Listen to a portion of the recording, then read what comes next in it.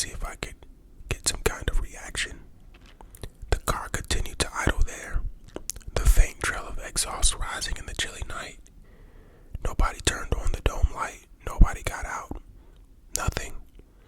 I just stood there watching, wondering if I should go out there or call the police. Dialing 911 seemed a little ridiculous without even going out and seeing first, so I did something I really didn't want to.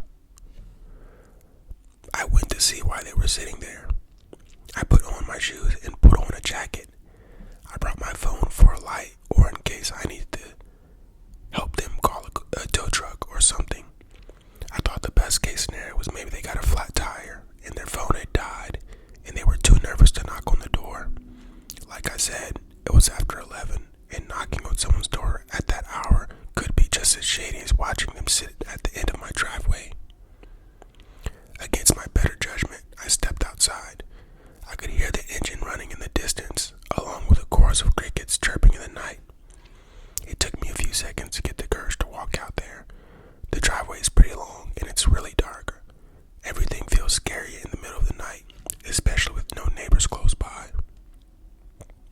I swallowed hard and started walking, keeping my eyes on the car as I walked over. I turned on the flashlight function on my phone and tried to keep a steady pace on the way. Gravel crunched under my feet and my palms started to sweat. Maybe they were drunk and fell asleep. Maybe it was a couple of young kids lost on a late night out. When I got about 20 feet out, I got a sick feeling in my stomach. Something felt off, especially when I could see the driver behind the wheel. They were just looking at me like they were frozen. I could only faintly make out their eyes, a pale visage, within the darkness of the front seat. "Hello?" I asked aloud, trying not to sound as nervous as I was. No response. The driver didn't even blink. I took a couple steps closer, trying to see if there was anyone else in there with them. The urge to call the police itched at me more the closer I got. "You lost? This is private property," I called out again. The features in the driver's face looked more unsettling the closer I got. I could only see their eyes, their nose. Why couldn't I see anything else? Why weren't they moving? The headlights were blinding, making it hard to see. I kept pushing forward, holding up a hand to try and block so I could see. I had no choice but to get closer and try to get around to the driver's side to get a better look. More crunching footsteps in the car, getting louder. The driver didn't move a muscle, didn't motion to me or anything. I realized I was holding my breath, the anxiety welling within me as I approached. The driver looked like a woman, her hands in front of her, holding wheel. But it was so dark in there I couldn't see her hands, only the unmoving stare. A strong feeling of foreboding radiated from the eerie car, and my body begged to turn and run back to the house. Something was wrong, very, very wrong. I walked around the front of the vehicle to the driver's side and held up my flashlight to see them. They didn't turn to look at me. They didn't do anything. My eyes slowly calibrated what was in front of me, and when it finally pieced together, I wanted to scream. The woman was dead, her lifeless eyes frozen on my house, unable to look away. Her throat had been slashed, and the entire car was spattered with blood. Duct tape was everywhere, a single wrap across her forehead to hold her in place, a strip over her mouth so she couldn't speak, and several tight binds around her wrist to keep them to the steering wheel. Her hands had been removed.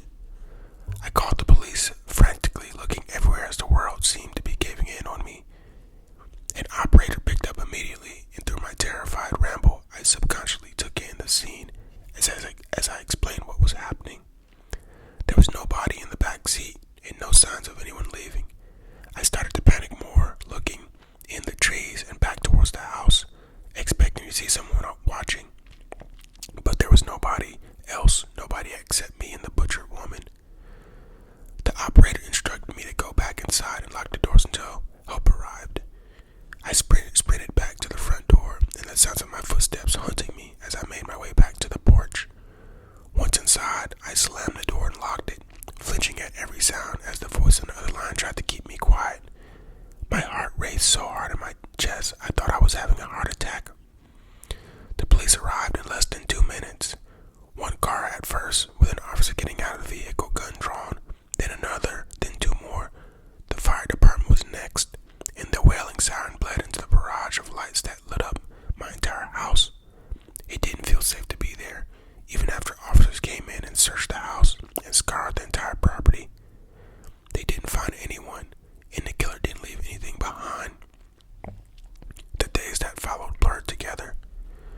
I had to take some time off between the questioning and my driveway turning into a crime scene. I couldn't go anywhere if I tried. I didn't sleep much between the police, a lawyer, and the news crews. I wasn't alone for a while. They searched everything, the basement, the attic, the woods behind my house. They even looked in the crawl space to see if they were holed up in there.